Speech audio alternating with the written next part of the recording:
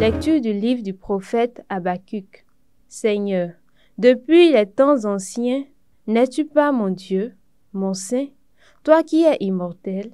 Seigneur, tu as établi les Chaldéens pour exécuter le jugement, tu en as fait un roc pour exercer le châtiment.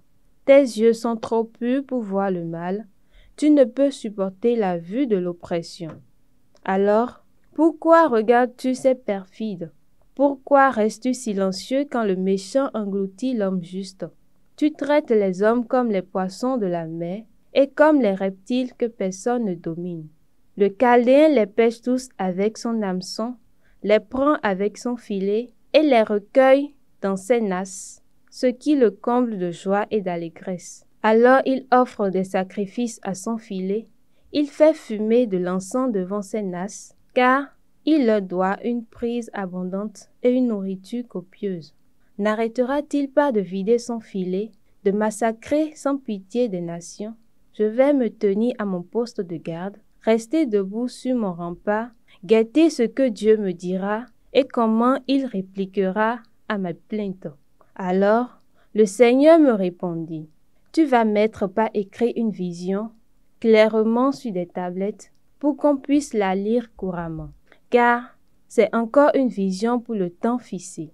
Elle tendra vers son accomplissement et ne décevra pas. Si elle paraît tarder, attends-la. Elle viendra certainement sans retard. Celui qui est insolent n'a pas l'âme droite, mais le juste vivra par sa fidélité. » Jamais tu n'abandonnes, Seigneur, ceux qui te cherchent. Il siège le Seigneur à jamais.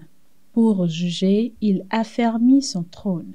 Il juge le monde avec justice et gouverne les peuples avec droiture.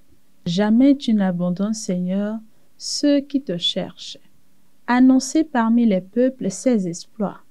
Attentif au sang versé, il se rappelle, il n'oublie pas le cri des malheureux.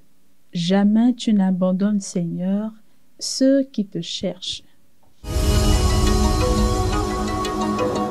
Évangile de Jésus-Christ selon saint Matthieu. En ce temps-là, un homme s'approcha de Jésus et tombant à ses genoux, il dit, « Seigneur, prends pitié de mon fils. Il est épileptique et il souffre beaucoup. Souvent, il tombe dans le feu et souvent aussi dans l'eau.